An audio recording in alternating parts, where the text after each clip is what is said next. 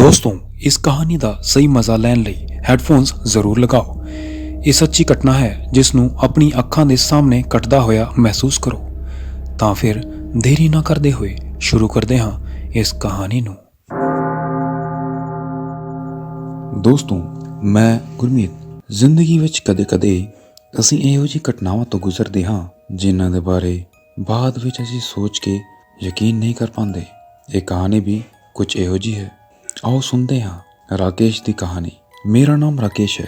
ਮੈਂ ਘਟਨਾ ਜੋ ਮੇਰੇ ਨਾਲ ਘਟੀ ਉਹ ਤੁਹਾਨੂੰ ਸਾਂਝਾ ਕਰਨ ਜਾ ਰਿਹਾ ਹਾਂ। ਇਹ ਬਿਲਕੁਲ ਸੱਚੀ ਘਟਨਾ ਹੈ। ਮੈਂ ਦਿੱਲੀ ਵਿੱਚ ਕੰਮ ਕਰਦਾ ਸੀ, ਲੇਕਿਨ ਇੱਕ ਦਿਨ ਦਿੱਲੀ ਤੋਂ ਉੱਤਰ ਪ੍ਰਦੇਸ਼ ਦੇ ਆਪਣੇ ਘਰ ਛੁੱਟੀਆਂ ਵਿੱਚ ਜਾ ਰਿਹਾ ਸੀ। ਟ੍ਰੇਨ ਕਾਫੀ ਲੇਟ ਹੋ ਚੁੱਕੀ ਸੀ। ਮੈਂ ਆਪਣੇ ਸਟੇਸ਼ਨ ਤੇ ਉਤਰਿਆ ਤਾਂ ਰਾਤ ਦੇ 1:30 ਵੱਜ ਚੁੱਕੇ ਸੀ। ਛੋਟੇ ਸਟੇਸ਼ਨਾਂ ਤੇ ਦੇਰ ਰਾਤ ਨੂੰ ਸਵਾਰੀ ਮਿਲਣ ਵਿੱਚ ਦਿੱਕਤ ਹੁੰਦੀ ਹੈ। ਫਿਰ ਮੇਰਾ ਘਰ ਸ਼ਹਿਰ ਦੇ ਬਾਹਰ ਪੈਂਦਾ ਸੀ, ਇਸ ਲਈ ਮੈਂ ਰੇਲਵੇ ਲਾਈਨ ਦੇ ਕਿਨਾਰੇ ਚੱਲਣ ਲੱਗਾ। ਜਿਵੇਂ ਹੀ ਮੈਂ ਪਲੇਟਫਾਰਮ ਛੱਡ ਕੇ ਪਟਰੀਆਂ ਦੇ ਕਿਨਾਰੇ ਆਇਆ ਤਾਂ ਮੈਂ ਇੱਕ ਕੁੜੀ ਨੂੰ ਦੇਖਿਆ ਜੋ ਮੇਰੇ ਨਾਲ ਚੱਲ ਰਹੀ ਸੀ। ਦੇਖਣ ਵਿੱਚ ਉਹ ਬਹੁਤ ਹੀ ਸੁੰਦਰ ਸੀ। ਮੈਂ ਪੁੱਛਿਆ ਤਾਂ ਉਸਨੇ ਦੱਸਿਆ ਕਿ ਉਹ ਹੋਸਟਲ ਤੋਂ ਘਰ ਆ ਰਹੀ ਸੀ। ਟ੍ਰੇਨ ਲੇਟ ਹੋ ਗਈ, ਇਸ ਕਾਰਨ ਉਹ ਪਰੇਸ਼ਾਨੀ ਵਿੱਚ ਪੈ ਗਈ। ਉਸਨੇ ਆਪਣਾ ਨਾਮ ਰੇਖਾ ਦੱਸਿਆ। ਇਤਫਾਕ ਨਾਲ ਉਸਦਾ ਘਰ ਉਸ ਗੁੰਮਟੀ ਦੇ ਕੋਲ ਸੀ ਜਿੱਥੋਂ ਮੇਰੇ ਘਰ ਦਾ ਰਾਸਤਾ ਨਿਕਲਦਾ ਸੀ। ਮੈਂ ਕਿਹਾ, ਠੀਕ ਹੈ, ਨਾਲ ਚੱਲਦੇ ਹਾਂ ਅਤੇ ਤੁਹਾਨੂੰ ਘਰ ਪਹੁੰਚਾ ਕੇ ਹੀ ਆਪਣੇ ਘਰ ਵਧੂੰਗਾ। ਕੁੜੀ ਨੇ ਦੱਸਿਆ ਕਿ ਉਹ ਇੰਟਰ ਵਿੱਚ ਪੜ੍ਹਦੀ ਹੈ ਅਤੇ ਉਸਦੇ ਪਿਤਾ ਦਾ ਨਾਮ ਅਰਜੁਨ ਸਿੰਘ ਹੈ। ਉਸਨੇ ਪੁੱਛਿਆ ਕਿ ਤੁਸੀਂ ਬੈਡਮਿੰਟਨ ਖੇਲਦੇ ਹੋ? ਤਾਂ ਮੈਂ ਕਿਹਾ, ਹਾਂ, ਖੇਲਦਾ ਹਾਂ। ਉਸਨੇ ਦੱਸਿਆ ਕਿ ਉਹ ਕਿਸੇ ਟੂਰਨਾਮੈਂਟ ਵਿੱਚ ਤੁਹਾਨੂੰ ਖੇਲਦੇ ਹੋਏ ਦੇਖ ਚੁੱਕੀ ਹੈ। ਰੇਲ ਲਾਈਨ ਦੇ ਇੱਕ ਤਰਫ ਖੇਤ ਸੀ, ਦੂਸਰੀ ਤਰਫ ਥੋੜੀ ਬਹੁਤ ਆਬਾਦੀ ਸੀ। ਕੁਝ ਘਰ ਅਜੇ ਬਣ ਹੀ ਰਹੇ ਸੀ, ਕੁਝ ਘਰਾਂ ਵਿੱਚੋਂ ਰੋਸ਼ਨੀ ਆ ਰਹੀ ਸੀ। ਉਸਦੇ ਨਾਲ ਗੱਲ ਕਰਦੇ ਹੋਏ ਕਦੋਂ ਅਸੀਂ ਮੰਜ਼ਿਲ ਦੇ ਕੋਲ ਪਹੁੰਚ ਗਏ ਪਤਾ ਹੀ ਨਹੀਂ ਚੱਲਿਆ। ਉਸਨੇ ਇਸ਼ਾਰੇ ਨਾਲ ਮੈਨੂੰ ਆਪਣਾ ਘਰ ਦਿਖਾਇਆ ਅਤੇ ਕਿਹਾ ਹੁਣ ਉਹ ਚਲੀ ਜਾਏਗੀ। ਮੈਂ ਕਿਹਾ, ਤੁਹਾਨੂੰ ਘਰ ਤੱਕ ਪਹੁੰਚਾ ਕੇ ਹੀ ਮੈਂ ਅੱਗੇ ਵਧਾਂਗਾ। ਲੇਕਿਨ ਉਸਨੇ ਕਿਹਾ, ਹੁਣ ਕੋਈ ਪਰੇਸ਼ਾਨੀ ਨਹੀਂ। ਲੇਕਿਨ ਮੈਂ ਕਿਹਾ, ਤੁਸੀਂ ਘਰ ਪਹੁੰਚ ਕੇ ਉਸ ਤੋਂ ਬਾਅਦ ਮੈਨੂੰ ਆਵਾਜ਼ ਦੇ ਦਿਓ ਤਾਂ ਮੈਂ ਅੱਗੇ ਵਧਾਂਗਾ। ਬਹਰਹਾਲ ਉਸਨੇ ਆਪਣੇ ਘਰ ਪਹੁੰਚ ਕੇ ਬਾਅਦ ਵਿੱਚ ਆਵਾਜ਼ ਦਿੱਤੀ ਅਤੇ ਮੈਂ ਸੰਤੁਸ਼ਟ ਹੋ ਕੇ ਆਪਣੇ ਘਰ ਦੇ ਰਸਤੇ ਵੱਲ ਚੱਲ ਪਿਆ। 2-4 ਦਿਨ ਬਾਅਦ ਮੈਂ ਸ਼ਹਿਰ ਦੀ ओर ਨਿਕਲਿਆ ਤਾਂ ਉਸਦੇ ਘਰ ਦੇ ਕੋਲ ਦੀ ਗੁਜ਼ਰਦੇ ਹੋਏ ਮੈਨੂੰ ਉਸ ਕੁੜੀ ਦਾ ਖਿਆਲ ਆਇਆ। ਮੈਂ ਪਾਸ ਦੇ ਇੱਕ ਦੁਕਾਨਦਾਰ ਤੋਂ ਪੁੱਛਿਆ ਕਿ ਅਰਜੁਨ ਸਿੰਘ ਜੀ ਦਾ ਘਰ ਕਿਹੜਾ ਹੈ। ਉਸਨੇ ਘਰ ਦੀ ओर ਇਸ਼ਾਰਾ ਕਰਦੇ ਹੋਏ ਦੱਸਿਆ ਕਿ ਗੇਟ ਦੇ ਕੋਲ ਜੋ ਟਹਿਲ ਰਹੇ ਹਨ ਉਹੀ ਅਰਜੁਨ ਸਿੰਘ ਹਨ। ਮੈਂ ਉਹਨਾਂ ਦੇ ਕੋਲ ਗਿਆ ਅਤੇ ਨਮਸਤੇ ਅੰਕਲ ਉਹਨਾਂ ਨੂੰ ਕਿਹਾ। ਉਹ ਮੈਨੂੰ ਪਛਾਣਨ ਦੀ ਕੋਸ਼ਿਸ਼ ਕਰਨ ਲੱਗੇ। ਮੈਂ ਕਿਹਾ, ਅੰਕਲ, 3-4 ਦਿਨ ਪਹਿਲਾਂ ਮੈਂ ਰਾਤ ਨੂੰ ਸਟੇਸ਼ਨ ਤੋਂ ਰੇਲਵੇ ਲਾਈਨ ਤੋਂ ਆ ਰਿਹਾ ਸੀ ਤਾਂ ਤੁਹਾਡੀ ਕੁੜੀ ਰੇਖਾ ਮੇਰੇ ਨਾਲ ਆਈ ਸੀ। ਉਹ ਕਿਵੇਂ ਹੈਗੀ ਹੈ? ਉਹ ਠੀਕ ਹੈ? ਅਰਜੁਨ ਸਿੰਘ ਜੀ ਮੇਰੀ ਗੱਲਾਂ ਖਾਮੋਸ਼ੀ ਨਾਲ ਸੁਣਦੇ ਰਹੇ। ਫਿਰ ਮੈਨੂੰ ਅੰਦਰ ਆਉਣ ਦਾ ਇਸ਼ਾਰਾ ਕੀਤਾ। ਅਸੀਂ ਡਰਾਇੰਗ ਰੂਮ ਵਿੱਚ ਬੈਠੇ ਸੀ ਤਾਂ ਇੱਕ ਕੁੜੀ ਟਰੇ ਤੇ ਬਿਸਕੁਟ ਅਤੇ ਪਾਣੀ ਰੱਖ ਗਈ। ਅਰਜੁਨ ਸਿੰਘ ਜੀ ਨੇ ਦੱਸਿਆ ਕਿ ਉਹ ਉਹਨਾਂ ਦੀ ਛੋਟੀ ਬੇਟੀ ਸ਼ਵੇਤਾ ਹੈ। ਮੈਂ ਪੁੱਛਿਆ, ਰੇਖਾ ਕਿੱਥੇ ਹੈ? ਇਸ ਤੇ ਅਰਜੁਨ ਸਿੰਘ ਜੀ ਨੇ ਦੀਵਾਰ ਦੀ ओर ਇਸ਼ਾਰਾ ਕੀਤਾ। ਉੱਥੇ ਰੇਖਾ ਦੀ ਤਸਵੀਰ ਟੰਗੀ ਸੀ ਜਿਸ ਤੇ ਮਾਲਾ ਪਹਿਨਾਈ ਹੋਈ ਸੀ। ਮੈਂ ਚੌਂਕਿਆ। ਅਰਜੁਨ ਸਿੰਘ ਜੀ ਨੇ ਦੱਸਿਆ ਕਿ 2 ਮਹੀਨੇ ਪਹਿਲਾਂ ਹੀ ਰੇਖਾ ਟ੍ਰੇਨ ਤੋਂ ਉਤਰ ਕੇ ਰੇਲਵੇ ਲਾਈਨ ਤੋਂ ਹੁੰਦੇ ਹੋਏ ਪੈਦਲ ਆ ਰਹੀ ਸੀ। ਪਿੱਛੇ ਤੋਂ 2 ਭੈਂਸਾਂ ਦੌੜਦੀ ਹੋਈ ਆਈ। ਕੁਝ ਲੋਕਾਂ ਨੇ ਸ਼ੋਰ ਮਚਾਇਆ ਤਾਂ ਰੇਖਾ ਨੇ ਪਿੱਛੇ ਮੁੜ ਕੇ ਦੇਖਿਆ। ਉਹ ਬਚਣ ਦੇ ਲਈ ਰੇਲਵੇ ਲਾਈਨ ਤੇ ਦੌੜ ਪਈ। ਉਸੇ ਵਕਤ ਇੱਕ ਟ੍ਰੇਨ ਆ ਰਹੀ ਸੀ ਜਿਸ ਤੋਂ ਟਕਰਾ ਕੇ ਉਹ ਕੱਟ ਕੇ ਮਰ ਗਈ। ਇਹ ਕਹਿੰਦੇ ਕਹਿੰਦੇ ਉਹਨਾਂ ਦੀ ਅੱਖਾਂ ਵਿੱਚ ਹੰਝੂ ਆ ਗਏ। ਫਿਰ ਥੋੜਾ ਸੰਭਲ ਕੇ ਉਹਨਾਂ ਨੇ ਦੱਸਿਆ ਕਿ ਰੇਖਾ ਬਹੁਤ ਹੀ ਹਸਮੁਖ ਕੁੜੀ ਸੀ, ਸਾਡੇ ਘਰ ਦੀ ਰੌਣਕ ਸੀ, ਪੜ੍ਹਨ ਵਿੱਚ ਬਹੁਤ ਤੇਜ਼ ਸੀ। ਅੱਛਾ ਦੱਸਿਓ, ਉਹ ਤੁਹਾਨੂੰ ਮਿਲੀ ਤਾਂ ਉਦਾਸ ਤਾਂ ਨਹੀਂ ਸੀ ਨਾ? ਮੈਂ ਕਿਹਾ ਕਿ ਉਹ ਨਾਰਮਲ ਸਟੂਡੈਂਟ ਦੀ ਤਰ੍ਹਾਂ ਗੱਲ ਕਰ ਰਹੀ ਸੀ। ਕਿਤੋਂ ਵੀ ਐਵੇਂ ਲੱਗ ਨਹੀਂ ਰਿਹਾ ਸੀ ਕਿ ਉਹ ਮੇਰੇ ਮੂੰਹ ਦੇ ਸ਼ਬਦ ਨਿਕਲ ਨਹੀਂ ਰਹੇ ਸੀ। ਫਿਰ ਮੈਂ ਧੀਰੇ ਤੋਂ ਉੱਠਿਆ ਅਤੇ ਬੋਲਿਆ, ਅੰਕਲ, ਮੈਂ ਹੁਣ ਚੱਲਦਾ ਹਾਂ। ਅਰਜੁਨ ਸਿੰਘ ਜੀ ਨੇ ਕਿਹਾ, ਠੀਕ ਹੈ ਬੇਟਾ, ਆਂਦੇ ਰਹੋ ਜੀ। ਮੈਂ ਆਪਣੀ ਅੱਖਾਂ ਦੇ ਹੰਝੂ ਸੰਭਾਲਦੇ ਹੋਏ ਬਾਹਰ ਨਿਕਲਿਆ। ਮੇਰੀ ਅੱਖਾਂ ਦੇ ਸਾਹਮਣੇ ਰੇਖਾ ਦਾ ਚਿਹਰਾ ਨਚ ਰਿਹਾ ਸੀ। ਉਹ ਸੱਚਮੁੱਚ ਹਸਮੁਖ ਕੁੜੀ ਸੀ। ਦੋਸਤੋ, ਜੇਕਰ ਇਹੋ ਜਿਹੀ ਕੋਈ ਅਨਹੋਣੀ ਘਟਨਾ ਤੁਹਾਡੇ ਨਾਲ ਘਟੀ ਹੋਵੇ ਅਤੇ ਤੁਸੀਂ ਇਸ ਨੂੰ ਸਾਡੇ ਨਾਲ ਸ਼ੇਅਰ ਕਰਨਾ ਚਾਹੁੰਦੇ ਹੋ ਤਾਂ ਕਿ ਤੁਹਾਡੀ ਆਪ ਬੀਤੀ ਅਸੀਂ ਸਾਰਿਆਂ ਨਾਲ ਸ਼ੇਅਰ ਕਰੀਏ ਆਪਣੀ ਆਵਾਜ਼ ਵਿੱਚ, ਤਾਂ ਤੁਸੀਂ ਸਾਨੂੰ WhatsApp ਕਰ ਸਕਦੇ ਹੋ। WhatsApp ਵਿੱਚ ਡਰਾਵਨੀ ਕਹਾਣੀਆਂ ਹੈਡਿੰਗ ਲਿਖਣਾ ਨਾ ਭੁੱਲਣਾ।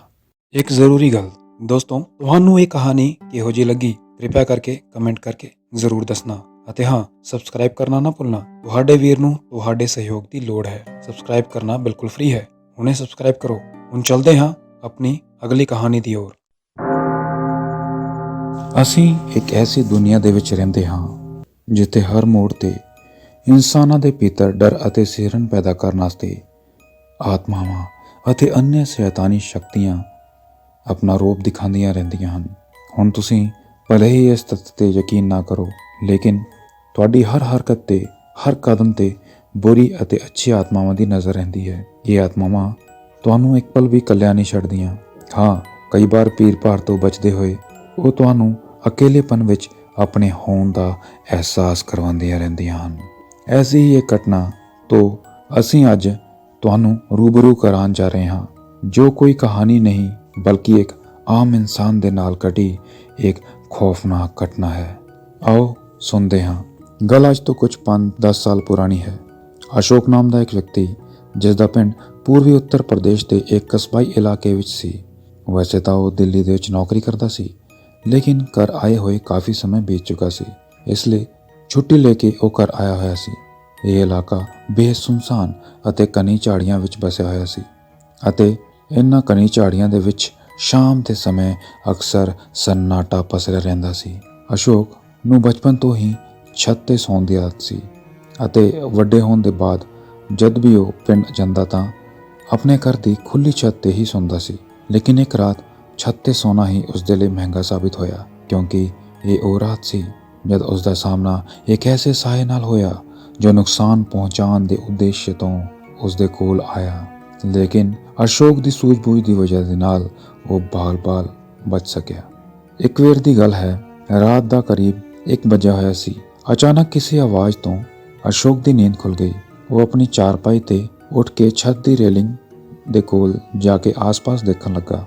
ਉਸਨੂੰ ਆਪਣੇ ਘਰ ਤੋਂ ਥੋੜੀ ਹੀ ਦੂਰ ਤੇ ਕਿਸੇ ਸਾਏ ਨੂੰ ਇੱਧਰ-ਉੱਧਰ ਘੁੰਮਦੇ ਹੋਏ ਦੇਖਿਆ। ਛੋਟਾ ਜਿਹਾ ਕਸਬਾਈ ਇਲਾਕਾ ਸੀ। ਉਸਨੂੰ ਲੱਗਿਆ ਸ਼ਾਇਦ ਕੋਈ ਆਪਣੇ ਘਰ ਤੋਂ ਬਾਹਰ ਆਇਆ ਹੋਵੇਗਾ। ਉਹ ਵਾਪਸ ਜਾ ਕੇ ਚਾਰਪਾਈ ਤੇ ਲੇਟ ਗਿਆ। ਉਸਨੂੰ ਫਿਰ ਕੁਝ ਆਵਾਜ਼ ਸੁਣਾਈ ਦਿੱਤੀ, ਲੇਕਿਨ ਇਸ ਬਾਰ ਆਵਾਜ਼ ਥੋੜੀ ਜ਼ਿਆਦਾ ਕੋਲ ਦੀ ਆ ਰਹੀ ਸੀ। ਉਹ ਫਿਰ ਉੱਠਿਆ ਅਤੇ ਛੱਤ ਤੋਂ ਨੀਚੇ ਦੀ ओर ਦੇਖਣ ਲੱਗਿਆ। ਉਸਨੂੰ ਆਪਣੇ ਘਰ ਦੇ ਕੋਲ ਹੀ ਇੱਕ ਸਾਇਆ ਦਿਖਾਈ ਦਿੱਤਾ, ਲੇਕਿਨ ਖੌਫਨਾਕ ਗੱਲ ਇਹ ਸੀ ਕਿ ਸਿਰਫ ਸਾਇਆ ਸੀ, ਉਸਦਾ ਸਰੀਰ ਨਹੀਂ ਸੀ। ਇੰਨੇ ਵਿੱਚ ਹੀ ਸੀੜੀਆਂ ਤੇ ਚੜ੍ਹਨ ਦੀ ਬਹੁਤ ਤੇਜ਼ ਆਵਾਜ਼ ਆਉਣ ਲੱਗੀ। 1 ਮਿੰਟ ਦੇ ਵਿੱਚ ਹੀ ਉਹ ਸਾਇਆ ਉਸਦੀ ਨਜ਼ਰਾਂ ਦੇ ਸਾਹਮਣੇ ਖੜਾ ਸੀ। ਉਸਦੀ ਸ਼ਕਲ, ਹੱਥ ਪੈਰ ਕੁਝ ਵੀ ਨਹੀਂ ਸੀ। ਅਗਰ ਕੁਝ ਸੀਗਾ ਤਾਂ ਸਿਰਫ ਇੱਕ ਸਫੇਦ ਸਾਇਆ ਜੋ ਧੀਰੇ ਧੀਰੇ ਅਸ਼ੋਕ ਦੀ ਤਰਫ बढ़ਦਾ ਜਾ ਰਿਹਾ ਸੀ। ਦੋਸਤੋ, ਕਹਿੰਦੇ ਹੈ ਕਿ ਬੁਰਾਈ ਨੂੰ ਕੱਟਣ ਦੇ ਲਈ ਅੱਛਾਈ ਦਾ ਹੀ ਸਹਾਰਾ ਲਿੱਤਾ ਜਾਂਦਾ ਹੈ। ਇਸ ਲਈ ਇਸ ਸਾਏ ਤੋਂ ਖੁਦ ਨੂੰ ਬਚਾਉਣ ਦੇ ਲਈ ਉਸ ਸਮੇਂ ਅਸ਼ੋਕ ਨੇ ਕਵਚ ਕਿਲਕ ਅਰਗਲਾ ਮੰਤਰ ਦਾ ਜਾਪ ਕਰਨਾ ਸ਼ੁਰੂ ਕਰ ਦਿੱਤਾ। ਉਹ ਲਗਾਤਾਰ ਇਹ ਜਾਪ ਕਰਦਾ ਰਿਹਾ ਅਤੇ ਉਹ ਸਾਇਆ ਉਸਦੇ ਕੋਲ ਆਂਦਾ ਰਿਹਾ। ਅਚਾਨਕ ਹੀ ਉਹ ਸਾਇਆ ਅੰਤਰਧਿਆਨ ਹੋ ਗਿਆ। ਉਹ ਹਵਾ ਸੀ ਅਤੇ ਇੱਕਦਮ ਤੋਂ ਹਵਾ ਦੇ ਵਿੱਚ ਬਹਿ ਕੇ ਗਾਇਬ ਹੋ ਗਿਆ। ਉਹ ਕਿੱਥੇ ਗਿਆ ਅਤੇ ਕਿੱਥੋਂ ਆਇਆ ਸੀ ਪਤਾ ਨਹੀਂ ਚੱਲਿਆ। ਲੇਕਿਨ ਕੁਝ ਸਮੇਂ ਜਦ ਤੱਕ ਉਹ ਸਾਇਆ ਅਸ਼ੋਕ ਦੇ ਸਾਹਮਣੇ ਰਿਹਾ, ਉਹਨਾਂ ਚੰਦ ਲਮਹਾਂ ਦੇ ਵਿੱਚ ਅਸ਼ੋਕ ਦੇ ਹੱਥ ਪਾਂव ਫੁੱਲ ਗਏ ਸੀ। ਯਕੀਨ ਮੰਨੋ ਦੋਸਤੋ, ਅਗਰ ਐਸਾ ਕਿਸੇ ਸਮੇਂ ਤੁਹਾਡੇ ਨਾਲ ਹੁੰਦਾ ਹੈ ਤਾਂ ਤੁਸੀਂ ਕੀ ਰਿਐਕਟ ਕਰੋਗੇ? ਕਿਰਪਾ ਕਰਕੇ ਸਾਨੂੰ ਕਮੈਂਟ ਕਰਕੇ ਜ਼ਰੂਰ ਦੱਸਿਓ। ਦੋਸਤੋ, ਤੁਹਾਨੂੰ ਇਹ ਕਹਾਣੀ ਕਿਹੋ ਜਿਹੀ ਲੱਗੀ? ਕਿਰਪਾ ਕਰਕੇ ਕਮੈਂਟ ਕਰਕੇ ਜ਼ਰੂਰ ਦੱਸਣਾ ਅਤੇ ਹਾਂ, ਸਬਸਕ੍ਰਾਈਬ ਕਰਨਾ ਨਾ ਭੁੱਲਣਾ। ਤੁਹਾਡੇ ਵੀਰ ਨੂੰ ਤੁਹਾਡੇ ਸਹਿਯੋਗ ਦੀ ਲੋੜ ਹੈ। ਸਬਸਕ੍ਰਾਈਬ ਕਰਨਾ ਬਿਲਕੁਲ ਫ੍ਰੀ ਹੈ। ਹੁਣੇ ਸਬਸਕ੍ਰਾਈਬ ਕਰੋ। ਹੁਣ ਚੱਲਦੇ ਹਾਂ ਆਪਣੀ ਅਗਲੀ ਕਹਾਣੀ ਦੀ ओर। ਦੋਸਤੋ, ਮੇਰਾ ਨਾਮ ਸੁਰੇਸ਼ ਹੈ। ਮੈਂ ਇੱਕ ਸਟੋਰ ਤੇ ਕੰਮ ਕਰਦਾ ਹਾਂ। ਇੱਕ ਰਾਤ ਕੰਮ ਦੇ ਕਾਰਨ ਮੈਨੂੰ ਥੋੜੀ ਦੇਰ ਹੋ ਗਈ। ਅਕਸਰ ਮੈਂ ਜਿਸ ਰਸਤੇ ਤੋਂ ਜਾਂਦਾ ਸੀ ਉਸ ਰਸਤੇ ਤੋਂ ਨਾ ਜਾ ਕੇ ਜੰਗਲ ਵਾਲੇ ਇਲਾਕੇ ਤੋਂ ਚਲਾ ਗਿਆ ਤਾਂ ਕਿ ਥੋੜਾ ਜਲਦੀ ਘਰ ਪਹੁੰਚ ਸਕਾਂ। ਉਸ ਰਾਤ ਦੇ ਕਰੀਬ 12 ਵਜ ਰਹੇ ਸਨ। ਜ਼ਿਆਦਾ ਗੱਡੀਆਂ ਦੀ ਆਵਾਜਾਈ ਨਹੀਂ ਸੀ। ਅਚਾਨਕ ਇੱਕ ਮੁੰਡਾ 10-11 ਸਾਲ ਦਾ ਮੇਰੀ ਬਾਈਕ ਤੋਂ ਟਕਰਾ ਗਿਆ। ਟੱਕਰ ਬਹੁਤ ਤੇਜ਼ ਸੀ। ਮੈਂ ਗਿਰਦੇ ਗਿਰਦੇ ਬਚਿਆ। ਮੈਂ ਘਬਰਾ ਗਿਆ। ਮੈਨੂੰ ਲੱਗਿਆ ਕਿਤੇ ਉਹ ਮੁੰਡਾ ਮਰ ਨਾ ਗਿਆ ਹੋਵੇ। ਸੋਚਣ ਵਾਲੀ ਗੱਲ ਸੀ ਕਿ ਸੁਨਸਾਨ ਇਲਾਕੇ ਵਿੱਚ ਉਹ ਮੁੰਡਾ ਕਿੱਥੋਂ ਆਇਆ ਸੀ। ਮੈਂ ਬਾਈਕ ਰੋਕ ਕੇ ਦੇਖਿਆ ਤਾਂ ਮੈਨੂੰ ਉਹ ਮੁੰਡਾ ਨਹੀਂ ਦਿਖਿਆ। ਹਨੇਰੇ ਵਿੱਚ ਕੁਝ ਵੀ ਨਜ਼ਰ ਨਹੀਂ ਆ ਰਿਹਾ ਸੀ, ਮਗਰ ਉਹ ਮੁੰਡਾ ਅਚਾਨਕ ਤੋਂ ਮੇਰੇ ਸਾਹਮਣੇ ਆ ਗਿਆ। ਪਤਾ ਨਹੀਂ ਕਿੱਥੋਂ, ਪਰ ਮੈਨੂੰ ਘੂਰ-ਘੂਰ ਕੇ ਦੇਖਣ ਲੱਗਾ।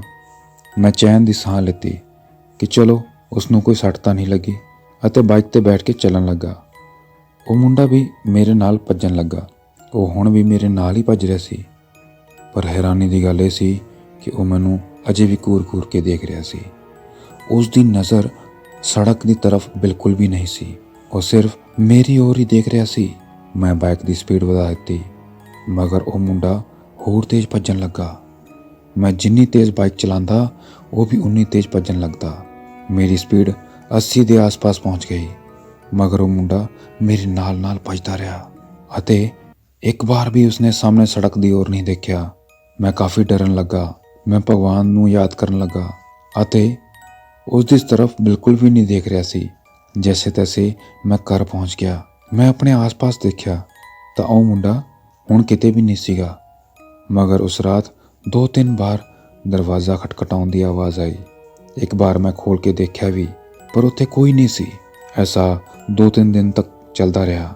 ਫਿਰ ਮੈਂ ਆਪਣੇ ਘਰ ਦੇ ਦਰਵਾਜ਼ੇ ਤੇ ਓਮ ਚਿਪਕਾ ਦਿੱਤਾ, ਜਿਸ ਦੇ ਬਾਅਦ ਇਹ ਸਭ ਬੰਦ ਹੋ ਗਿਆ ਔਰ ਮੈਂ ਆਪਣੇ ਆਫਿਸ ਜਾਣ ਦਾ ਰਸਤਾ ਫਿਰ ਕਦੇ ਨਹੀਂ ਬਦਲਿਆ। ਦੋਸਤੋ, ਤੁਸੀਂ ਆਪਣੀ ਕਹਾਣੀ ਸਾਡੇ ਨਾਲ ਸ਼ੇਅਰ ਕਰ ਸਕਦੇ ਹੋ। ਬਾਕੀ ਤੁਸੀਂ ਇਸ ਕਹਾਣੀ ਬਾਰੇ ਕੀ ਸੋਚਦੇ ਹੋ ਕਮੈਂਟ ਕਰਕੇ ਦੱਸੋ। ਅਸੀਂ ਤੁਹਾਡੇ ਕਮੈਂਟਾਂ ਦਾ ਬੇਸਬਰੀ ਦੇ ਨਾਲ ਇੰਤਜ਼ਾਰ ਕਰਾਂਗੇ। ਜੇ ਸਾਡੇ ਚੈਨਲ ਤੇ ਤੁਸੀਂ ਨਵੇਂ ਹੋ ਤਾਂ ਸਬਸਕ੍ਰਾਈਬ ਕਰਨਾ ਨਾ ਭੁੱਲੋ, ਤਾਂ ਕਿ ਸਾਡਾ ਵੀਡੀਓ ਤੁਹਾਡੇ ਕੋਲ ਸਭ ਤੋਂ ਪਹਿਲਾਂ ਪਹੁੰਚੇ। ਅਤੇ ਸਾਡੇ ਹੋਰ ਵੀਡੀਓ ਦੇਖਣਾ ਚਾਹੁੰਦੇ ਹੋ ਤਾਂ ਸਾਹਮਣੇ ਦਿਖ ਰਹੇ ਵੀਡੀਓ ਤੇ ਕਲਿੱਕ ਕਰਕੇ ਜ਼ਰੂਰ ਦੇਖੋ। ਤੁਹਾਨੂੰ ਇਹ ਵੀ ਪਸੰਦ ਆਉਣਗੇ। ਤਾਂ ਫਿਰ ਚਲਦੇ ਹਾਂ, ਛੇਤੀ ਹੀ ਫਿਰ ਮਿਲਾਂਗੇ ਇੱਕ ਹੋਰ ਸੱਚੀ ਕਹਾਣੀ ਦੇ ਨਾਲ। ਤਦ ਤੱਕ ਲਈ ਗੁੱਡ ਬਾਏ।